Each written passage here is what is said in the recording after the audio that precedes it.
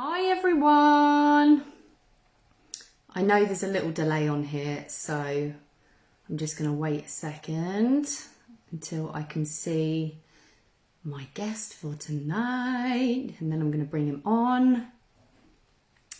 There's his little head just popped up on the screen there. Hello, Joey.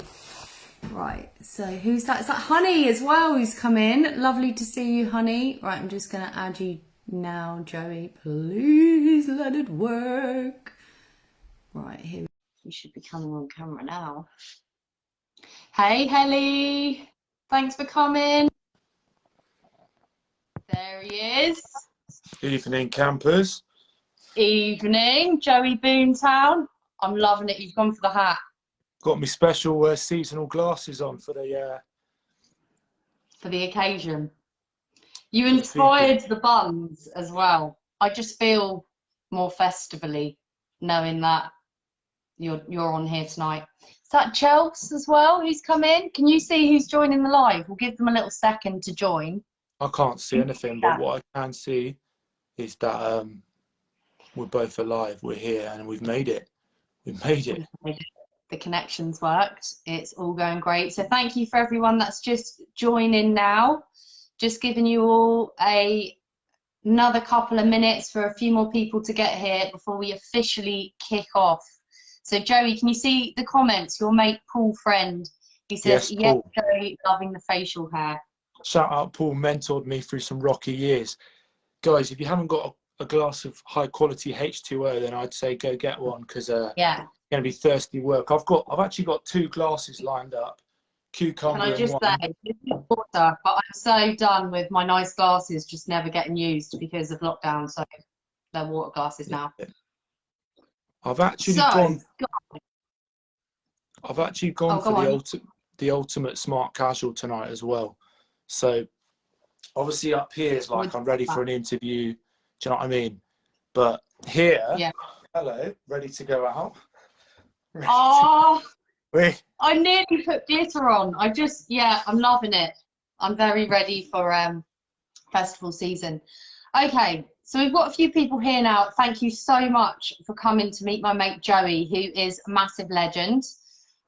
So I met Joey at Boomtown, the last one that was on, and we were together on a team of people at this venue called Elemental. So when Boomtown's back on, come check it out. Hopefully we'll be there.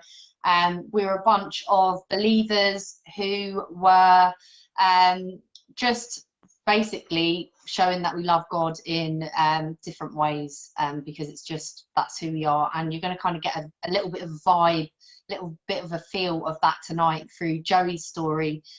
We've got 5 poems that he's going to be sharing as we go on, which form basically really tell you a lot about his walk and his faith journey. So thank you so much, Joey, for doing this. Really appreciate it. Yeah, no, I love what you're doing. I've watched every one so far, so I'm glad to be. Have you actually? Yeah. Apart from one, I had to miss, but yeah, I was just watching them and finding them really interesting and encouraging, and so yeah, nice to be watching myself back now. Shout out me, Wendy Churchill, my auntie.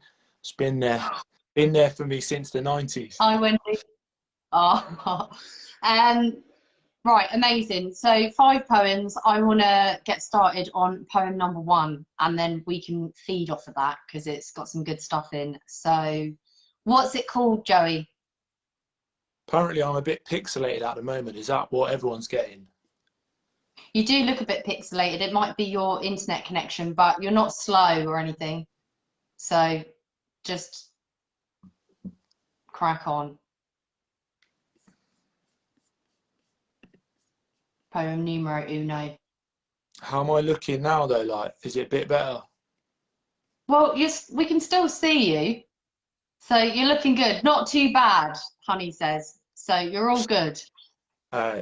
Pixelated like a Game Boy. There's worse things to be pixelated like, so. The old Nokia, yeah, Steve Moore. It is actually still the Nokia, but it's the upgrade. I've stuck a camera on top, so it's a proper camera phone.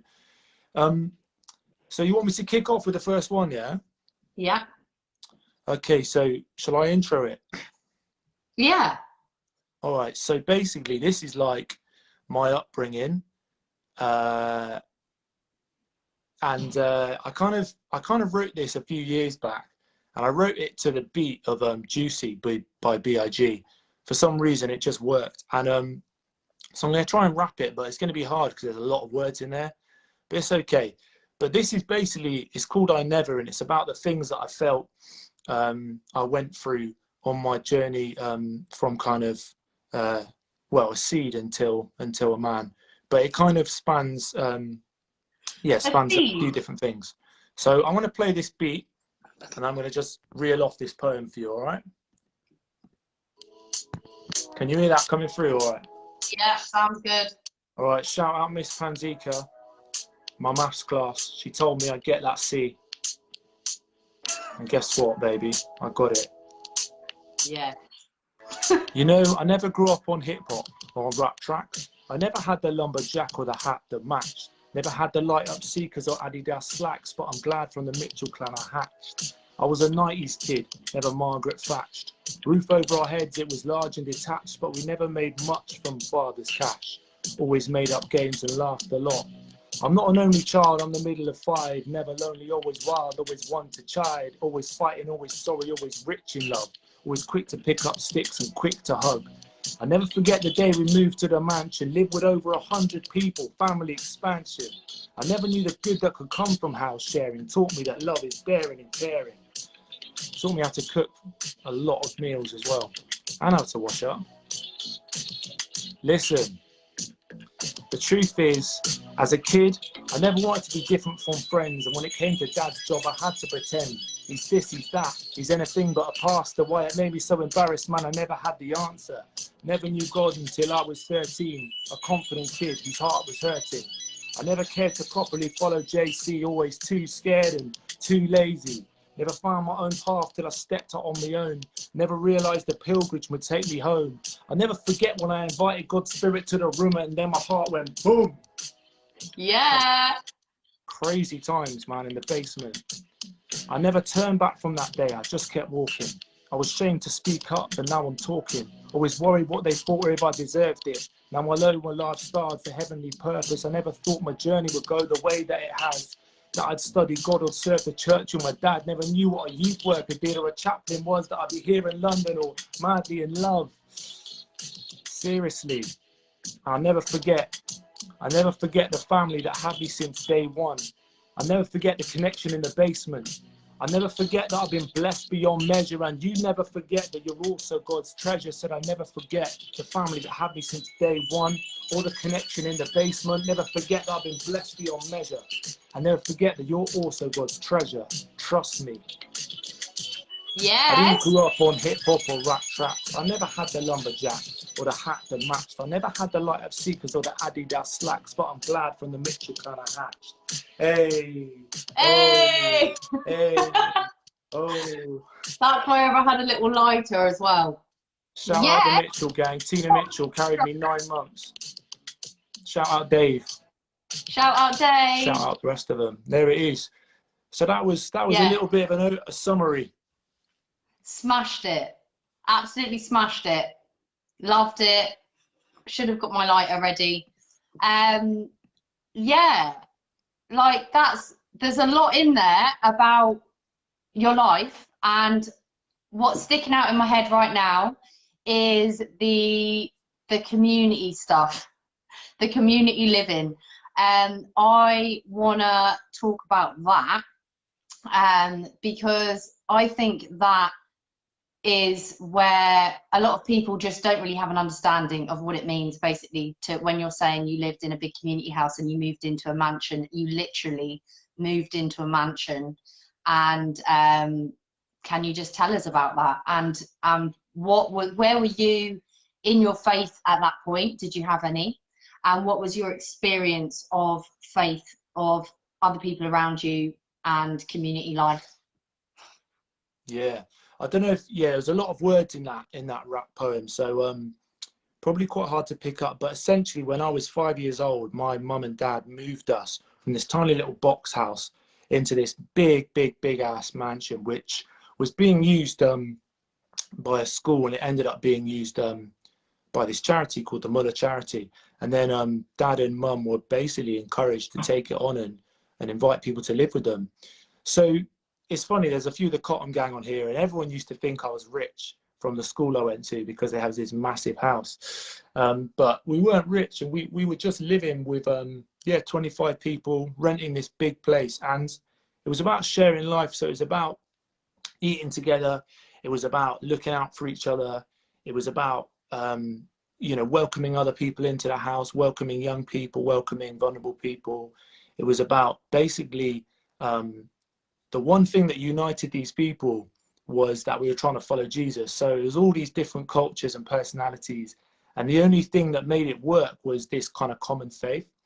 So growing up in that, I just saw a lot of amazing role models, people who've been through a lot of different things, some tough stuff, people who had seeking asylum, people who'd been struggling with drugs, people who were, professional, high paid people, people who were family, single parents, who had kind of, just been so many different elements. And one of my friends is saying, how come we didn't know this? And I guess one of the things for me growing up with that was that it was just kind of what I was used to from the age of 5.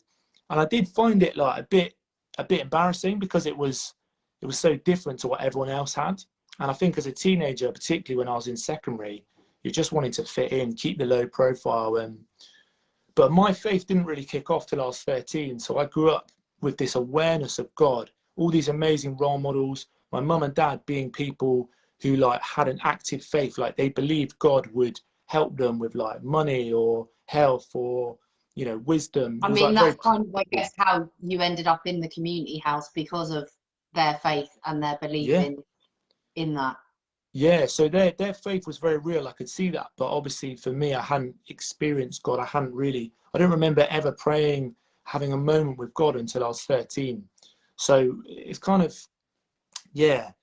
but growing up in that kind of community, it just changes you, because you get kind of this openness to people, you get this enjoyment of people, and this kind of belief that people can work together. Do you know what I mean? That people can kind of be united despite the differences. So it was an amazing time.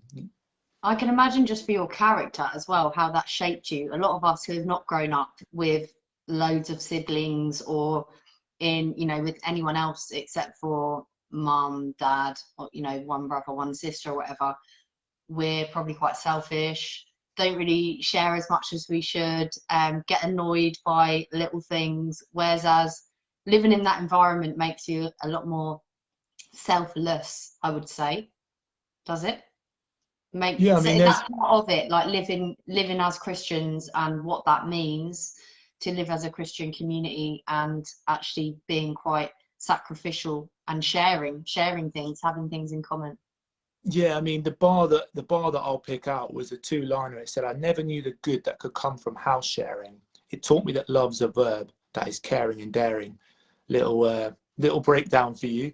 I think for me, as a teenager, you're like, what is this? This is great because I got a big house, but it's a bit weird, and I don't really always want to live with these people. They're a bit annoying. Some of them are telling me off, and you know what I mean, confiscating my biscuits. And it's actually, what I realized as I grew up, and when I was 18, I decided to live there as an adult, right? And when I started to take on that commitment, and particularly because my faith had evolved, actually I realized that, exactly as you said, it teaches you how to try and live more selfless, because ultimately I'm about self-preservation. I want to look after numero uno. And when you're in with 25 other people, you can't have everything the way you want it. So it refines you, it refines your character, and it means you have to care about people. I'd come home from a day and you're sitting at dinner and someone says, "How's your day?" I don't want to talk. Do you know what I mean?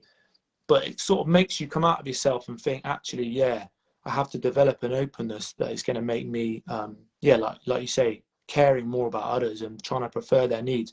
But I had some times where I didn't want to be there. And to be honest, anyone who's lived in that kind of way will say that it's not easy. And to be honest, it grinds your gears, but it does ultimately refine you. And I think it's made me the man I am today. Top ledge. Yeah, it definitely has. Right, so you were saying there as well. It was everyone else's faith really, and you were telling me that your experience of faith was more of a corporate one. You didn't actually have an understanding of a personal faith. So for people watching, what I mean by that as a corporate one is, you know, church life, watching people pray together, you know, sing together, all that kind of thing. But actually experiencing God for yourself, you had to figure out what that meant, and was it possible? How did you do it? What did that look like? And you went on a little pilgrimage to your dark, scary basement in the mansion. So tell us, pilgrimage, Joey. What happened? The pilgrimage, great times. If you've ever been to the ADH basement, you know that it's not for the faint-hearted. I used to go down, do my washing, and then just sprint upstairs thinking someone's going to get me. But I think, like, for me, when I was 18, you know, I want you to just, in your own mind, think about where you were at that age. Because for me, at 18, I didn't really have a clue what I was about. Didn't really know what I wanted to do. Didn't want to go uni. Didn't really know what kind of job I wanted. Gap year wasn't really an option because I didn't have the funds. And I think, to be fair, I was just soul searching, so I went and tried loads of different work experience, building site, awful decision, bakery, got made redundant on Christmas Eve. You know what I mean? Cleaning company, didn't have the hands for it. I think all these different experiences were like brilliant, and they were just about me thinking, who do I want to be? You know, I'm 18, I've finished school, where I had a particular identity. Do you know what I mean? I was a popular guy. I was well liked, and it all made sense. So coming out of school, I was like, what is going on? Who am I? And then I also just wanted to go on a spiritual journey. I wanted to go on to quest to the faith I'd grown up around. And so I just felt like I needed to check this thing out for myself. So when I went down to the basement, I got to explain, there was a little prayer room down there. And I never used it apart from back in the day for Lego. That's another story. But this prayer room was like kitted out, as you'd imagine, lava lamps, paintings, candles, incense, CD player, you know the stuff. And, you know, I went down there, and I remember went down seeking God. And I said, God, if you're here, then please let me know. And it was like starting an awkward conversation, because all my prayers before that had been like SOS prayers, like help me get this girl to like me, or help Arsenal win. Whereas this was like, if you're real and for me, then please show me. And it's like, hello. Awkward silence, exactly. And you know what? I would go down because I wasn't getting a job. I was trying to get a job. I had all this time, and I'd go down there. I don't know why I wanted to go there, and I'd go and seek. And what happened was I started to have these spiritual experiences. I remember like feeling super lonely, super just like confused, and just saying like, God, could you just come and show me like your peace? And this peace just came in the room. I can't explain it other than it was a supernatural moment of like, I knew that I'd asked God's peace to be with me, and it was.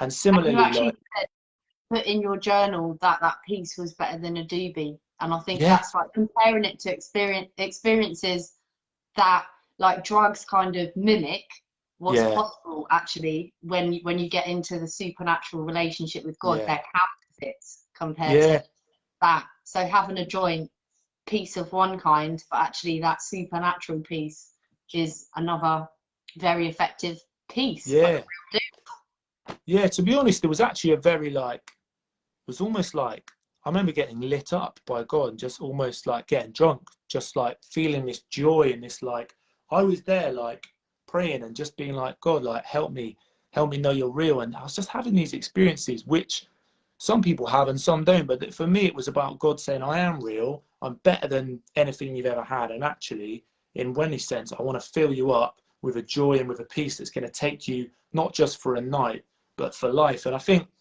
what else happened was that I started reading this old book, this old historical document, and I never read the Bible, never read it for myself, never read it. Couldn't tell you your parents leading a church and living with loads of Christians, you'd never read the Bible. Oh, I could tell you nothing about it.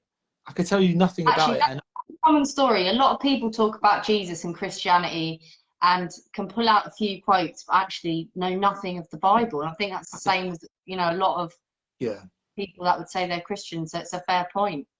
Yeah. Mate, I was reading it almost like I'd come to it for the first time, and I was reading about Jesus, and at this point I was just like, who is this guy? You know, forget all the things that have been said about him. Who is he? What is his teachings? And I just thought, this is a guy I want to follow. This is a guy I would follow.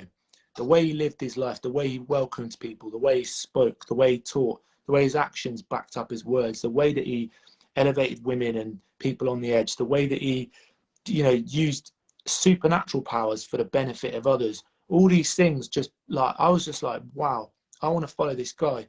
And at this point, I'm not going to say that he was this, or this. I just know I want to be like him. And that's when I started to change my character, or what should I say, that God, by asking God to change my character, I started to basically go on this journey of starting to follow and become more like Jesus. So it was these spiritual experiences were like, God, show me the real, is reading, okay, Jesus, I want to be like you. And then it was testing it out. So it's like, okay, Jesus prayed for healing, or Jesus would, you know, encourage you to give money away, or Jesus encourages us to care about the environment. All these things, like, okay, they started to be a change in my heart. And I said to my mum earlier, I said, Mum, I'm doing this chat with Katie. What was I like? Did I change in that year? And she was like, yeah, you changed loads. You grew about 3 inches. But she also said, you started to care more about other people, and you moved outside of yourself, and you started to have an interest in others. And I think that was probably what was going on. So it's this, you know, spirituality, faith is not meant to be this internal thing that's just you on this little thing. It's meant to be something that pushes you outward and has an effect on the world that is transformational. And I think that year, the basement year, is when that started to kick off for me. I love that. That is so good. And the kind of person that you are, you really kind of went into exploring what it looked like to follow Jesus. You were talking about monasteries, or like some all these different avenues basically, where you were looking at, can't think of really the terminology, but how different people walk this out. So you have an experience, or you're like, okay, God's real, right? Reading the Bible, okay, trying to get to understand it, and then, like you say, living it out. And living it out is the crucial part. It's pointless, and actually, I would say I don't even believe that anyone believes it unless they're living it out, because it's just a contradiction. So how did it look when you were trying to live it out? Yeah, I mean, I've got this poem that I could bring at this point, or is that worth me doing? Yeah, bring it now, and then you can do the other one afterwards. Flip it round. This is about sort of trying to live it out, really. So this is almost trying to explain what was going on in kind of learning what it was to follow Jesus. So this poem's called like This Is Living, and I'm just going to run it for you now. So, what is freedom to you? For me, it's walking in the garden naked. Now, just get that image out of your mind. But it's about breathing in the abundance happening all around us, drinking in the color and the light. I want you to meditate with me on creation for a minute. Take a dandelion's flight, or a lion's might, or even Mount Zion's height. It's more than all right. It's the good life. We got everything we need right here. But we were decked in deceit when we stepped to this feast, had one hand on the fruit, hung our heads in defeat, and our shame it stood tall like Everest peak, but the mistake's been moved from west to the east. Forgiven. This is what we're living. Quote Kanye, Jesus brought a revolution. This ain't about religion. All the captives are forgiven. It's time to break down all the prisons.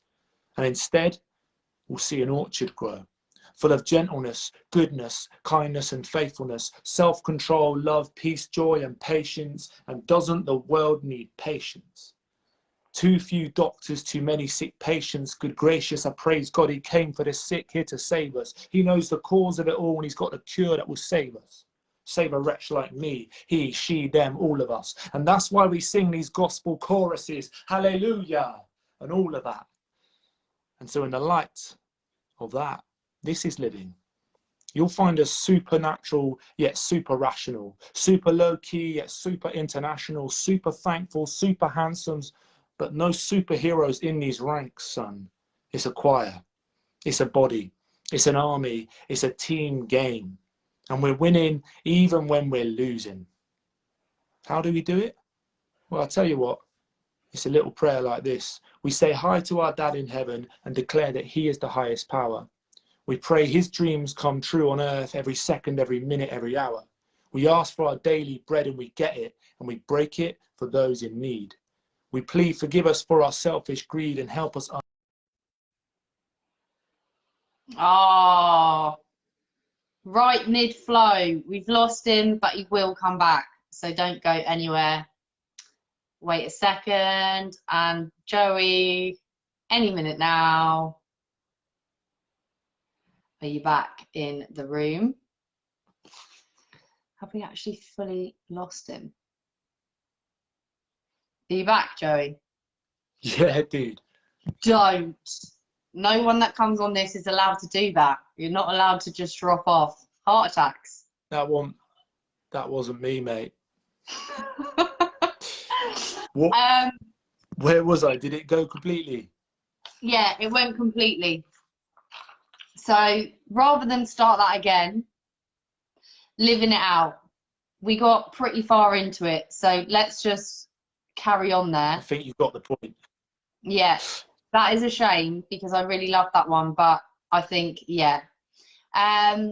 So living it out is one thing, and part of living it out is it's a journey, it's a relationship, it's faith. So actually it's there's a lot of stuff that we're testing out that asks a lot of us, and we have doubts. That's where I'm going with this. There are times when it's kind of, you know, the doubts are real, and they're actually the times when there's a lot of growth, because it allows you to actually test your own faith. You let other people test your faith, and obviously me and you both, we're quite intellectual people. We read a lot, we listen to a lot, and we do engage with intellectually with lots of different perspectives, so that refines your beliefs. So I want to look at this next poem, Doubts, because that talks about your experiences of that, and then we can you can just, you know, truthfully open that up a little bit however you feel best. Yeah, I feel like just want to pray in Jesus' name for the connection, that it would be strong. Wi-Fi increase. That's the kind of stuff Christians pray sometimes. This poem's called Torn Again Christian, and it's a little bit of an old one, because I think when I was going through, I studied theology, and that is a great chance to unpick, you know, your philosophy, your theology, your sociology, all theologies, bit of biology, and we would take things out of the box. And I think for me, what happens when we take things out of the box and we explore is that it raises questions, which is so important. But sometimes that can throw you off. Yeah. And I think for me, like, I would sometimes just find that I've listened to a lot of perspectives, as you've alluded to, and they just get in your head, and you can think, well, how does any of this make sense if there's all these different things? So yeah, I wrote this poem as a kind of part of my journey. Shall I share it now? Yeah, go for it. And then I've got a few questions I want to ask around it as well. So over to you, Torn Again Christian. All right. Okay. So tell me, how can anyone believe in God? It's implausible, isn't it? Have you seen the odds? And Christians have caused so many wars and atrocities. Your churches are full of hypocrites and animosity. And anyway, your God sounds dull. Heard no sounds from him since time could tell. Your house of cards is crumbling. Your faith's been disproved. There's a stone in the way. I can't see it being moved. So why do these religions get wound up? If there's nothing that's found us loved, it all sounds like schmuck. Put down the crutch. Maybe God can't be disproved, but I'm good without. I've heard enough. But sometimes something happens. and I can't even explain myself. Outside, it was like the stars couldn't contain themselves, the sun wouldn't hide its praise, and the rain serenaded as well. And the air was clear, and the grass was greener than on the other side. Trees, flowers, plants, and primary colours didn't hide. So I looked right and left at the sight of the sunset. So much for progress and success. I was like, I'm just blessed. And I know there's permanent mystery whispered through history of a boundless creator and universe sustainer. And I felt breath like a butterfly kiss on the neck. And as I opened like a lotus, I noticed sense in what I read.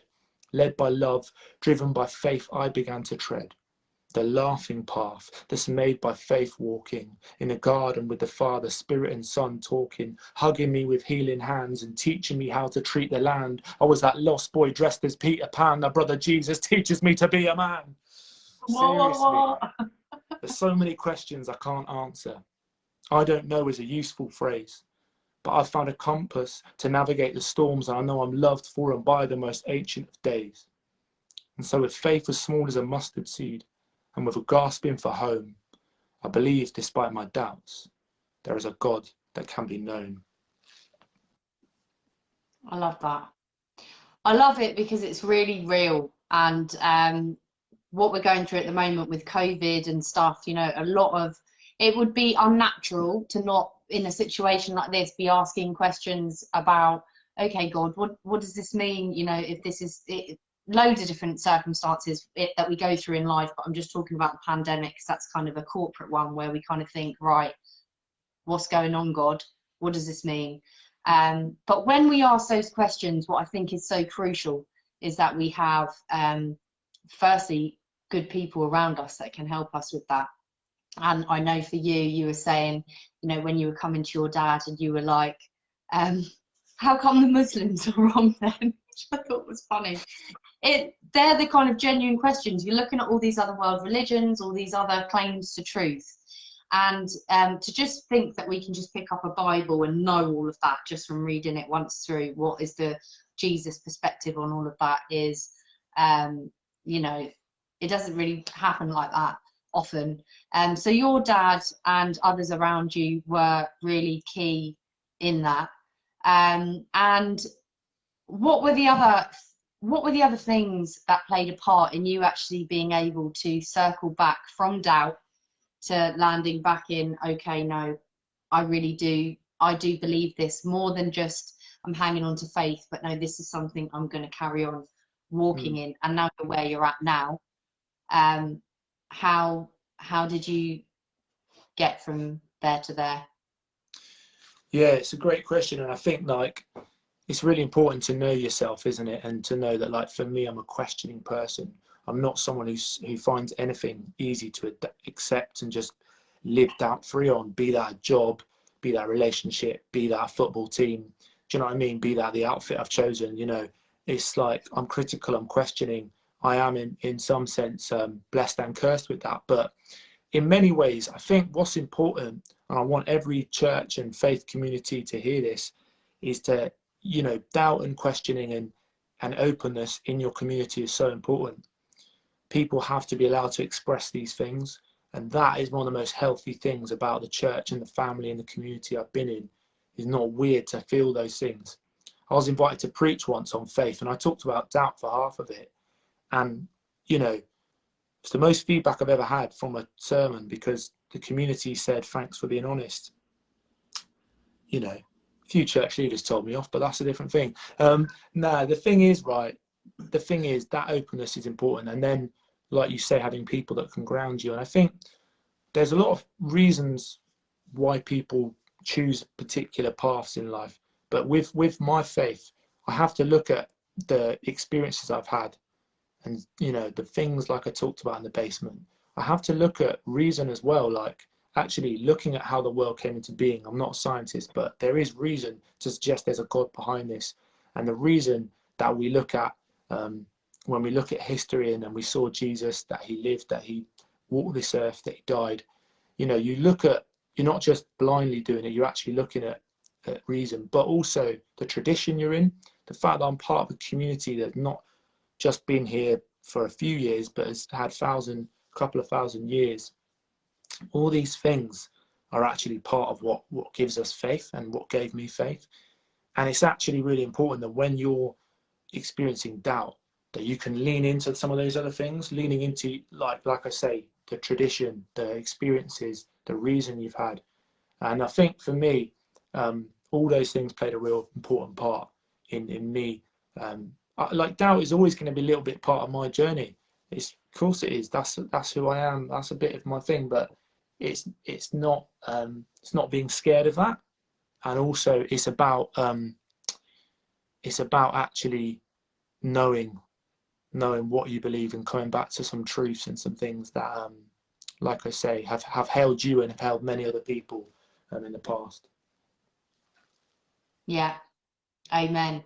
Yeah, I think it's just really important to be open about it. That I was even speaking to a friend recently in her relationship, and it's great being on this journey, and it kind of you seeing the parallel between falling in love and thinking, is this person going to be my future husband, wife, or whatever, and actually my relationship with Jesus, from the very early stages where there's that honeymoon period and you're just like, oh my gosh, like this is amazing, and it's really real, it's just so kind of bliss.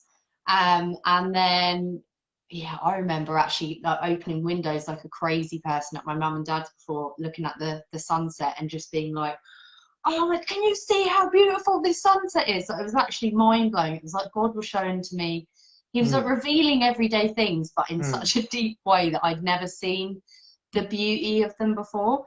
And then so moving from that intensity of having to pull over on the side of the road because I was literally overwhelmed with God's presence and just how buzzed out and lit up like you were saying I was at times, compared to bits when I've been there thinking, oh my gosh, what if I'm wrong? When years in, when you're feeling like God's not really talking much, or you're going through a hard time, and then it's kind of like, oh, what if I've got this wrong? And it's those times when I pull out my journal and I'm flicking through, oh my, no, see how God answered that prayer and that prayer, how he provided here, how he did this, how he changed that person, how there's countless things. And then the Bible, and then you get through that little bump, like is normal to every relationship, those tiny moments, like my friend who's saying, but is this guy right for me? Am I in love with him? Of course you are. Look, and then the relationship develops. And I've got a little poem that I'll come on to that sort of says about the things that I've seen that give me faith. But I'll just give one more quick metaphor, which is the compass, which I said in that poem. I found a compass to navigate the storms. And I think for me that is actually such a key thing about my faith in Jesus. It's a compass that helps me navigate. And actually, when I have those doubts about, well, what if this is all wrong? I think actually this compass that I'm using is bringing such life, such freedom, such fruit into my life and to the lives of others. We know that religion in the wrong hands, it goes awfully wrong. It does the most demonstrous stuff. But in the right hands, a compass of faith can do the most wonderful things. And I think for me, actually, that's probably been one of the most helpful things, is that I know that this path I've chosen, I'm trying to walk like someone who actually has had such a positive impact on the world. And that's what following Jesus is trying to live like that. And that compass thing has been important for me. But this poem that I was going to share next is about what I've seen. And it kind of is like reminding myself, like you say, of the stuff that's encouraged me, living with all those people, being in community with people, hearing people's stories of faith. Like you, Katie, I want to know why people believe and what's happened, because it is crazy to think of this belief sometimes, but it's important to hear why. And so this poem is called What I've Seen. And I'll run it to you now, yeah? Yeah, go for it. So I've seen many 4-3 wins after being 3-0 down. I've seen cities built up that were burnt to the ground. I've seen rehabilitation live in action. I've seen old habits die and witnessed new attractions. I've seen wild kids find peace and angry adults calmed. I've seen clenched fists released and bitterness disarmed. I've seen teenagers triumph over pressure of peers. I've seen people come through depression, stress and fear. I've seen a fractured shoulder miraculously move again. I've seen heads, knees and toes all soothed from the pain. I've seen the homeless housed and the jobless find ways to work. I've seen ex-offenders lead the praise in church. I've seen friendships mended and enemies sharing toasts. I've seen marriages back together and distant relatives now close. I've seen hope spring up and I've seen darkness lifted. I've seen scripts rewritten and tales twisted. I've seen prophecies realized and miracles in the womb. I've seen forgiveness unrivaled and new life come out of tomb. And yes, I've seen death. I've seen dejection and disconnection. But I've still seen some everyday resurrections. That is really cool. Yes. Cheers to that. And It's that, water for anyone joining late. and that, my friends, is important for me because that's what I've seen.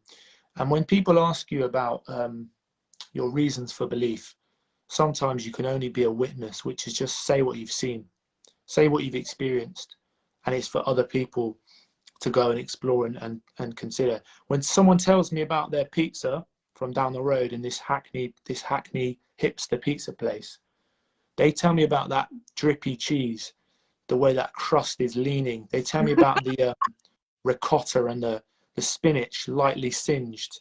They tell me with that glazed look in their eyes. I think to myself, I'm heading down there. I don't care if it's 15 quid a pop. Yeah, it's so true. And if something's good, you want to tell people about it, unless you're worried it will run out, and then you don't. But that is just really cool. By the way, while you were saying that, while you were telling that poem, I was thinking, oh my gosh, the stuff that I've seen. But I actually, Release Academy, people watching, you won't know what that is, but that's a course thing that Joey would know about. Some people prayed for my leg. It was actually a guy that was on the course with me who prayed for my leg while somebody was telling him what to say. I had like back pain, and someone at the front kind of called it out and said, I think there's someone in the room here with back pain. And I'd had like really bad back pain for months. It would be on and off, but that night it was particularly bad. And yeah, this guy prayed for my leg and it grew out, and I couldn't get my phone out quick enough, but it went boop, and my legs, I hadn't even known they were just a little bit off key, and I haven't had back pain since, and that was over a year ago. Praise God. When it happens to you, there's people that I told that story to and they were just like, maybe you just moved your leg or whatever. But it's so important, the personal ones for that happen for you, that you witness, that because they're the ones that, yeah, they're yours. Yeah. You can own them. I think I just wanted to throw in as well, like I actually started writing something today, almost like with this in mind, but also separately about the things I've seen that have broke my heart. And I think that's the other part of my faith journey, is actually caring more about things that I never used to care about. So I remember the first time I cried about the destruction of the planet was about 6 months into following Jesus. I was at a museum and I remember I cried. I remember the first time I realized like objectification of women and of you know, the oppression of women. I thought about that for the first time that year.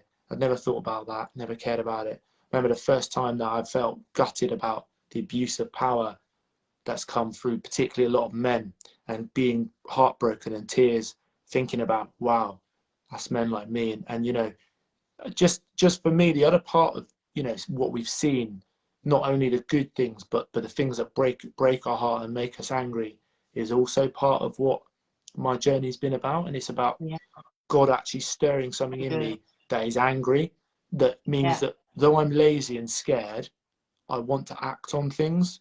You know, I used to be so scared to speak up about injustice, and I still find there's a hangover from that. But I know that God is loosening my tongue and loosening my heart and my feet and my hands to want to fight for good and for justice, which is pretty much what most of the Bible is about justice.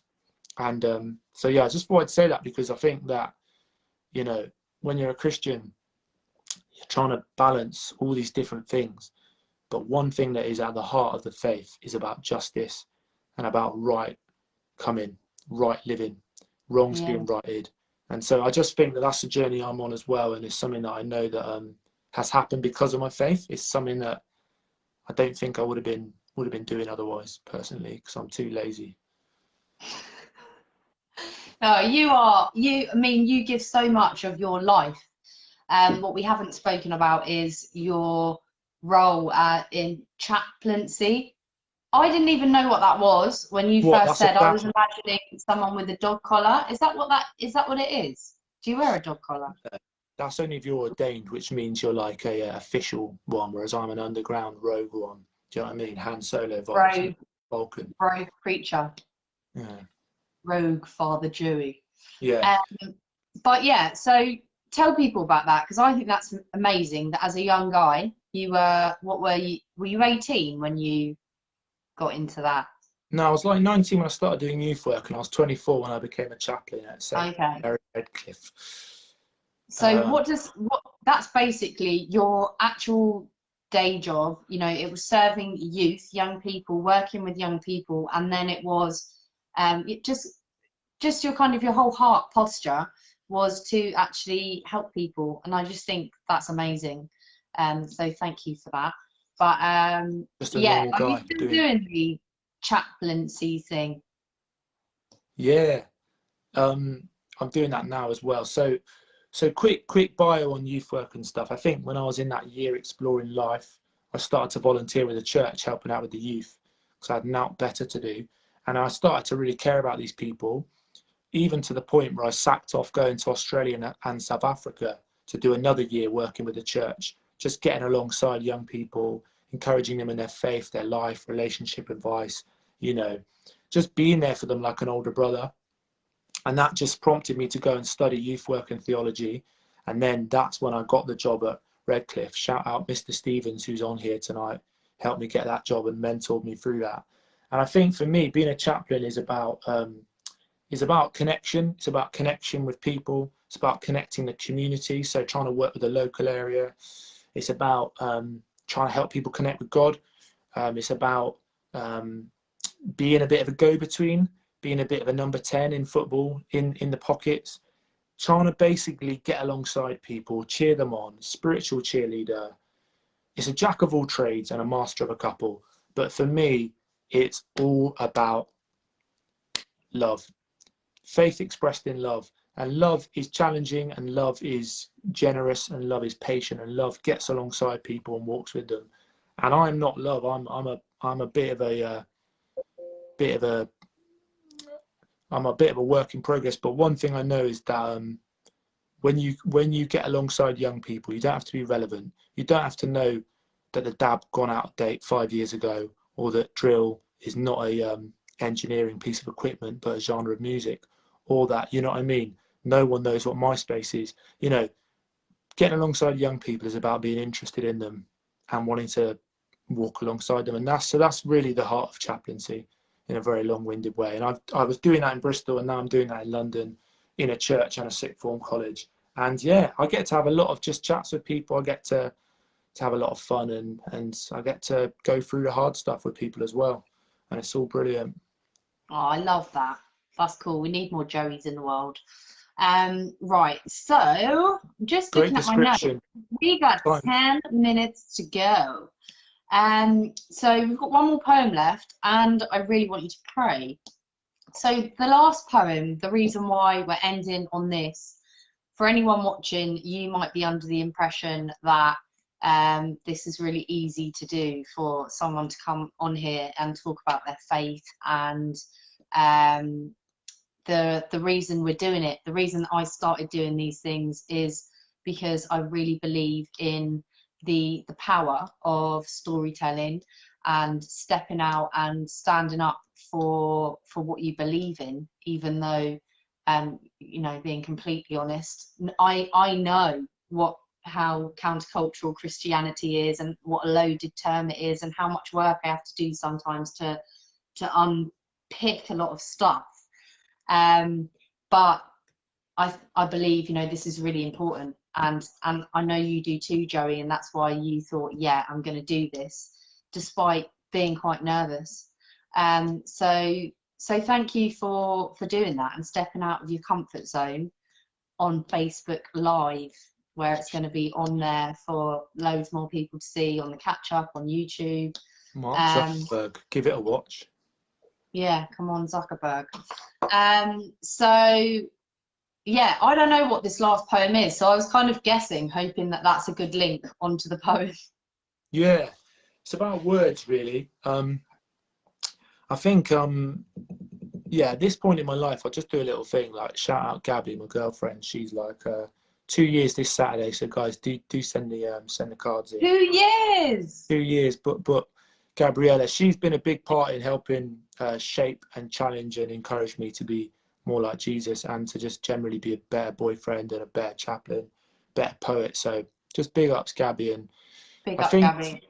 for me, one of the things about this point in my life, I'm 30 years young, you know, I look 20, it's Nivea face cream, guys, and it's water. I drink a heck of a lot of water, and I work with young people, and all those things will keep you young. But in this point in my life, I just want to use my words and my action for as much good as possible. Do you know what I mean? Like, I want to use it. I want my poems to be heard by whoever hears them, to bring life and encouragement, to bring challenge. I want my actions to do the same. And to be honest, like, I've lived a lot of life with fear, and a lot of people just think I'm really confident because I'm a bit of a show off and I'm a performer. But there's always an insecurity underneath that about, do people actually, will I be accepted? Does anyone care? But more and more, I'm trying to walk this journey of just being more free and sharing. And I think for me, words is a big part of my calling, as well as actions, and they always have to go together. So this poem is about words. It's about how we use our words, and it's an encouragement for me to try and use my words for good, for God, for others.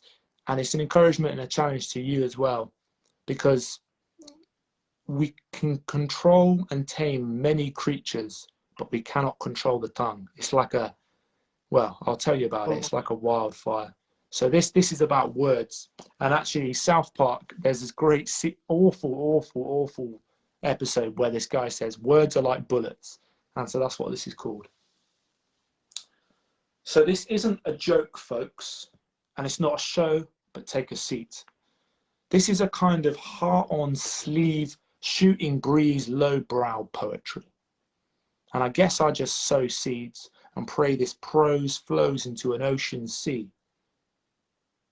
of faith, hope, and love for the broke. And these words, they're just my currency.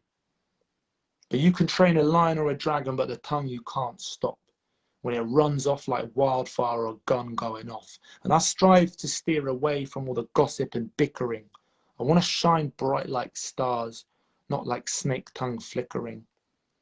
Because out of the heart, see, the mouth speaks, and bullet holes from my words in some bodies can be found deep.